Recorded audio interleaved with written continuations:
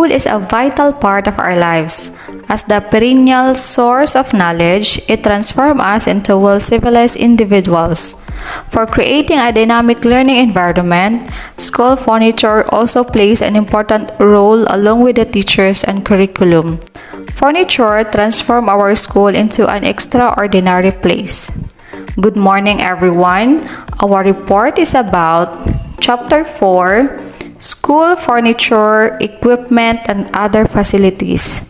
Subtopics: A. School seats, B. School tables, C. Storage and display, D. School equipment, E. Fittings, fixtures, and furnishing, F. Instructional devices, G. Regular classroom facilities, H. Sanitary facilities, I. School lunch counter, school canteens. I'm Rachel P. Bamos. My topics are school seats and school tables. School seats. The importance of good seating cannot be overlooked since the school children usually spend significant part of their time in school in a sitting position. Good seating is necessary for comfort and good posture, and is crucial to the proper physical development of the child. Seating characterized as follows. A. Seat height shall be constructed that the child's feet are flat on the floor. B. The backrest provides support to the lumbar region of the child's back. C. There is a clearance from 3 to 4 inches between the front edge of the seat and the inside angle of the knee. D. The seat slopes slightly backward. E. The surface of the desk or table overlaps the seat by 3 to 4 inches. F. There is sufficient leg space between the seat and the underside of the desk table. Seat dimensions for good fit are usually determined according to the following specifications. A seat height is equal, more or less, the lower leg height. Seat depth shall be 50 mm short for the upper leg measurement. C. Seat width shall be reasonably wider than the hip width. D. Backrest height shall be as high as the last lumbar vertebra. E. Seat inclination may be from 3 to 5 degrees. F. Backrest to seat angle may be from 95 to 115 degrees. School tables are designed according to its use or function. A. There shall be sufficient clearance between the underside of the tabletop and the seat of the chair to allow comfortable space for the thighs of the seated person. B. The tabletop shall leveled with elbows of the seated person. C. For visual comfort, it shall be possible for the seated person to work with his eyes at near point, that is, the nearest distance of which the eye can focus without strain. D. The body part measurement are considered in determining table height are elbow height, thigh, thickness, and eye height. Tabletop are determined according to its purpose. Teachers' tables, library tables, and other, the part, body measurements of the person working on it. Good day everyone, my name is Angelica J. Magapan and my report is about fittings, fixtures, and furnishing and instructional devices. Fittings are movable furniture or other equipment that had no permanent connection to a structure of a building or utilities, are freestanding furniture and appliances or hung by screws, nails, and hooks. Are small accessory parts, often standardized to use in a school building such as electrical switches, convenience outlets, doorknobs, and the like. Fixtures are affixed to the property and application of plaster, cement, bolts, screws, nuts, or nails, are facilities that are fixed to attach to a building as permanent appendages or as structural part of it, such as plumbing facilities, toilet bowls, etc. And furnishing, the action of decorating a room and providing it with furniture and fittings. Next, the instructional devices. Instructional devices. It comprises the wide range of variety of educational media and technology such as visual aids, audiovisual aids, teaching aids, and devices and the like, which are indispensable tools for effective teaching and learning. The types of educational devices. The common types are known as teaching aids, are objects and specimen realia, models, mock-ups, diorama, pictures, graphs, posters, flashcards, chalkboards, bulletin boards, etc. Audio-visual equipment. The latest type of instructional materials are creation of modern technology, which are utilized as audio-visual aids, consist of machine or hardware, and corresponding material or software. Examples: slide projector, mini disc, memory stick, movie projector, radio broadcast, television telecast, CD, VCD, DVD, computers, etc. Proper utilization of instructional devices. Number 1. Consider the objective. Identify the instructional materials needed to supplement existing materials and produce the needed materials. Number 2. Selection shall be done based on meaningful content, influence the learner to develop critical thinking, contribute to development of good human relation and moral values, give true picture of present, attractiveness, appropriate to age and intelligence of learner. For utilization, the teacher must be familiar with different types of instructional devices available in the school. The class must be properly motivated. The classroom must be set up properly. The instructional devices must be an integral part of the teaching procedures, and the instructional devices must be properly evaluated before use. The multimedia material or equipment. Number 1. The screen shall be placed at the eye level of the seated pupils. Number 2. The seats shall be arranged within the viewing area 60-degree angle from the center of the screen. Number 3. Light control in the room is necessary. Number 4. The speaker shall be placed near the screen at ear level of the pupils.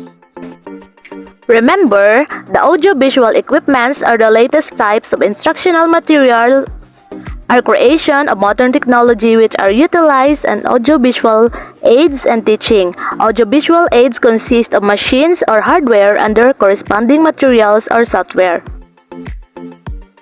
Proper utilization of instructional devices are effective when they are properly planned, selected, and utilized. And lastly, multimedia materials have guidelines to be observed when showing projected materials using multimedia equipment or devices. Storage and display. Furniture for storing and display materials, supplies, and equipment is as essential as seats and tables in any school. Commonly used in public schools for storage and display are bookcases, cupboards, bookshelves, and divans. The design and standard measurements of storage and display furniture may be determined according to the following guidelines. First, the zone convenience shall be considered.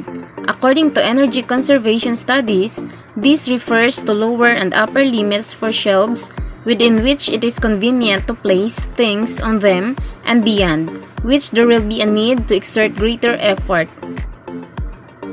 Second, total furniture height may be calculated according to the highest point which a child can reach with stretched arm in relation to what he can see for a standing position. Third, the highest shelf shall be not more than 1.2 times higher than the mean heights of users. Fourth, ordinarily, shelving may be spaced at intervals of 30 centimeters. School equipment.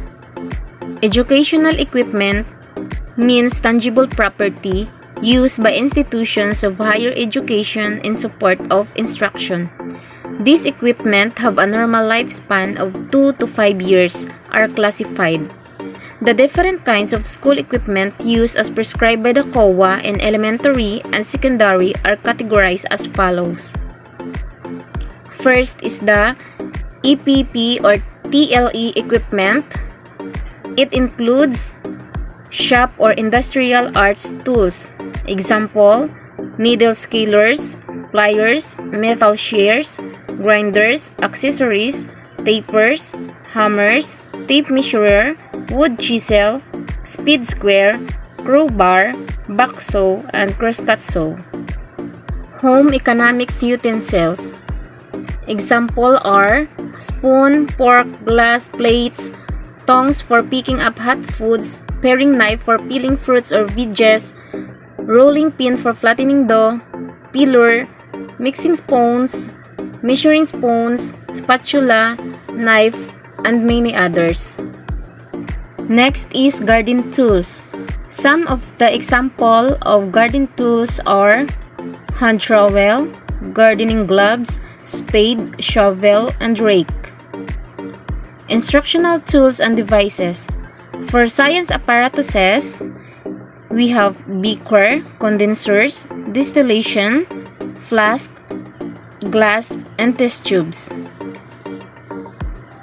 For playground equipment, we have swings, slides, climbing structures, and seesaw.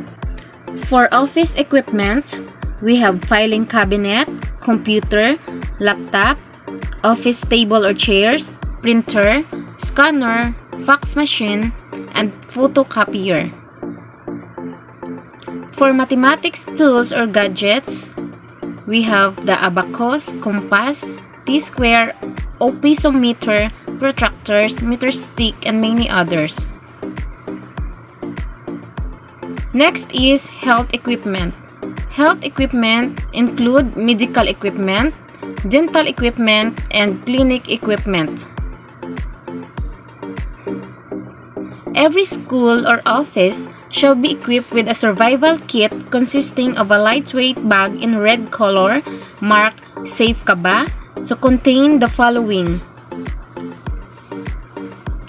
water in soft plastic container, 1/2 gallon for drinking and 1/2 gallon for food preparation and cleaning per person per day. Stock water for at least 3 days supply. Food which is lightweight, compact, easy to cook and prepare. Example are canned goods, meat, fruits or vegetables, canned powdered crystallized juice, rice noodles, canned powdered milk, food for those with special diet, and vitamins. First aid kit. First aid kit must have triangular bandages, scissors, blade, needle and thread, antiseptic, alcohol, cotton, safety pins, tweezers, medicine droppers, soap, gloves, medicines for fever, headache, body pains, for diarrhea, stomach ache, for cough, eye wash. Other items to be included are garbage cans, plastic sheeting, plastic food containers, radio or transistor, batteries or flashlight, can opener, knife, matches, wrapped in waterproof material or lighter, toilet paper, small towels or towelettes, sanitary napkins for ladies, shovel or pala, plastic pail, disinfectant, and whistle. Regular classroom facilities means rooms in which learners regularly assemble in public school buildings to receive instruction and education, and such facilities and building improvements for the operation and use of such rooms as may be needed in order to provide a complete educational program and may include space within. Every classroom shall be suitably structured and decorated to make the surroundings of learners conducive to learning. The materials for structuring and decorating shall be selected on the basis of their educational value, providing opportunities for class discussions. Standard facilities.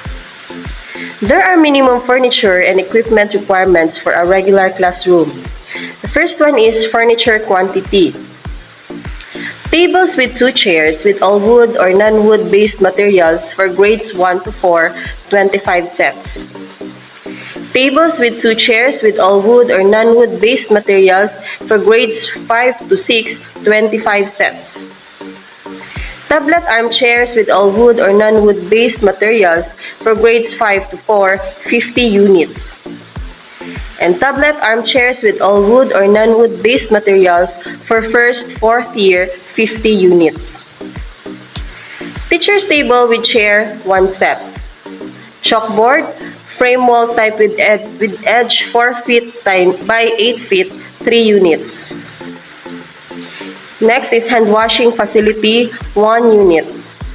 Drinking jar, container with faucet, 1 unit. Divan with storage space for cleaning materials, 1 unit. Trash can, 4 units. Drinking jar or container with faucet, 1 unit. Filing storage cabinet, 1 unit. Depth forms rack, 1 unit. Chart stand, 1 unit. First aid cabinet, 1 unit. Bulletin board, 2 units. And utility box, 1 unit. Okay, classroom structuring. The regular classroom may be ideally structured in the following manner.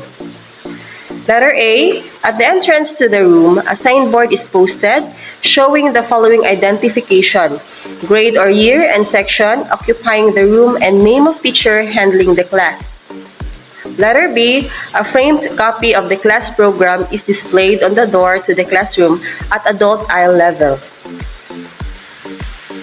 Letter C, on the front wall that is facing the classroom chalkboards properly framed and provided with chalk ledge and curtains are installed at a height which is in accordance with the maximum comfortable reach of the children to the top of the board. Letter D, above the chalkboard, a framed portrait of the President of the Philippines shall be displayed prominently at the center, flanked on one side at the lower level by a framed motto for the month or week, and on the other side by a framed picture, preferably relevant to the motto. Letter E, the bulletin boards and chalkboard as well as charts may be placed on the walls at the sides or at the back of the room. They shall be placed at the same height as the chalkboards. Letter F, the attendance chart and the depth forms rack are placed near the door. Letter G, the teacher's table, chair, and cabinet are located at the rear of the room. Letter H, one of the corner of the room is set up as a reading corner.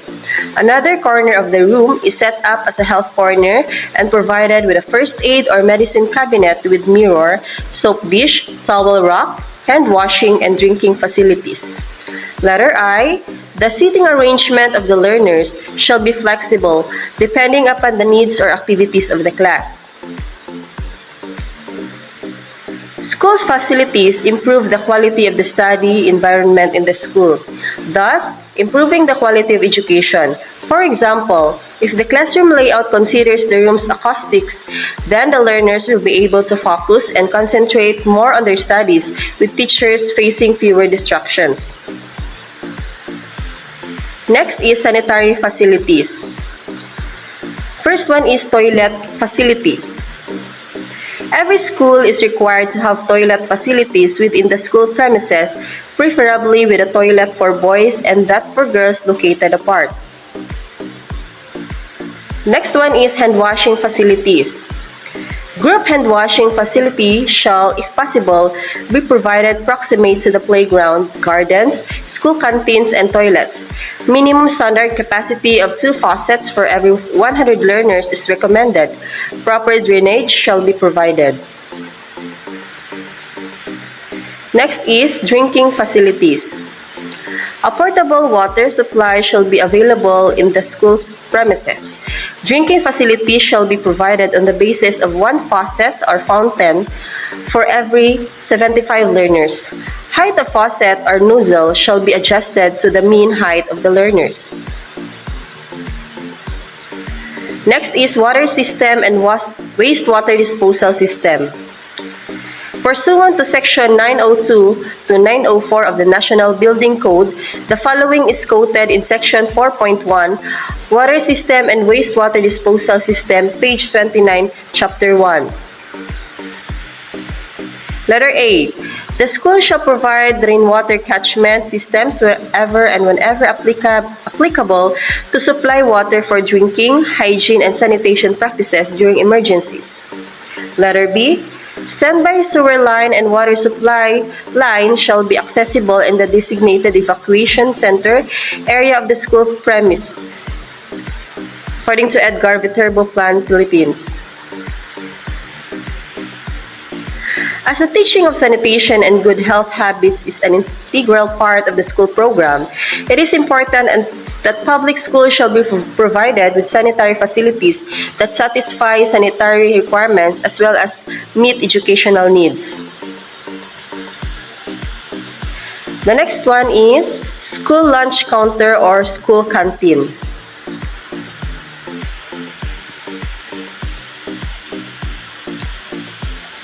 One of the more important facilities that shall be available in school is a very decent school lunch counter, also known as the school lunchroom, school canteen, or nutrition center. This serves as the center for feeding. Purpose.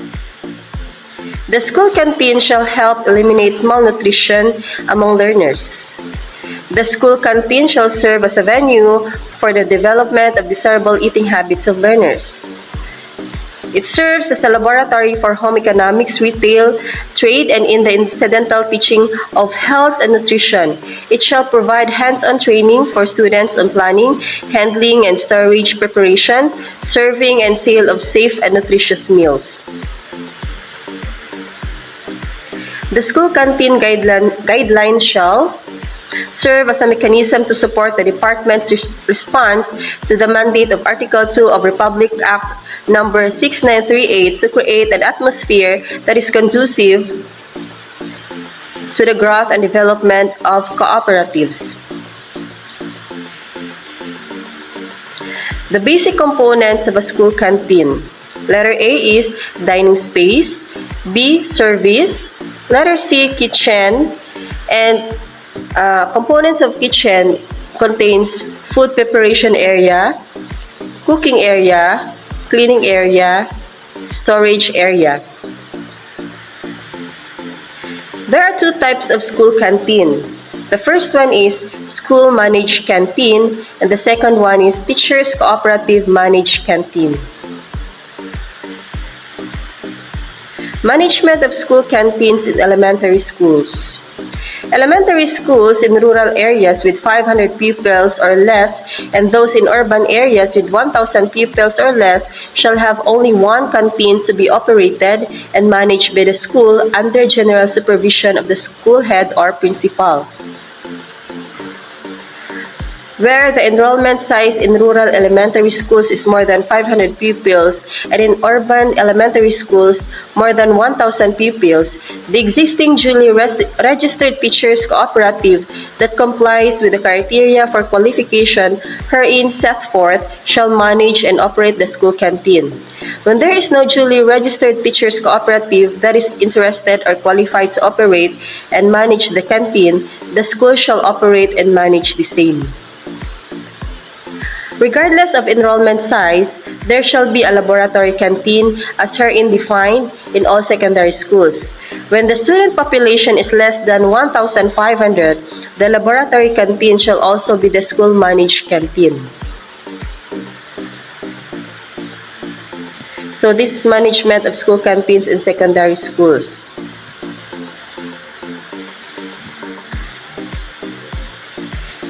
In addition to the laboratory canteen in secondary schools, where the student population is more than 1,500, the existing duly registered and interested teachers cooperative in the school that complies with the criteria for qualification set forth shall be allowed to operate and manage another school canteen. Next is guidelines on food preparation in school canteen. The first one is only nutrient-rich foods such as root crops, noodles, rice, and corn products in native preparation fruits and vegetables in season, and fortified food products labeled rich in protein, energy, vitamins, and minerals shall be sold in the school canteen. Beverages shall include milk, shakes, and juices prepared from fruits and vegetables in season. The sale of carbonated drinks, sugar-based synthetic or artificially flavored juices, junk foods, and any food product that may be detrimental to the child's health and that do not bear the Sangka Pinoy seal and or did not pass BFAD approval is prohibited. Iodized salt shall be used in controlled quantity in the preparation of cooked foods to ensure that the iodine requirement of the clientele shall be met and to eliminate iodine deficiency. Disorders. The use of monosodium glutamate or Vitsin shall be regulated. Okay, conclusion. The quality of school facilities affects learners in two ways. Firstly, a lack of facilities limits the ability of a learner to achieve various learning and extracurricular activities. Secondly, a lack of facilities has a negative impact on a teacher's job satisfaction, which undermines their motivation to teach. Schools with a bigger school population, like our school, often result in a larger staff-to-student ratio. One concern is that slower learners or students requiring learning support are more likely to be missed by teaching staff. Smaller schools often have better rates of attendance, extracurricular engagement, and a sense of belonging among its learners because teachers are able to focus their attention more on the limited numbers. In addition, overcrowded classrooms have been linked to aggression and decreased levels of learner engagement, thus lowering the quality and level of learning. With the will of the school principal or school head and the continuing improvements and innovations of school facilities, the learning environment is more interactive and conducive. With good facilities, teachers will be better prepared to adapt to the changing education requirements of their learners for their job market. That's all. Thank you very much.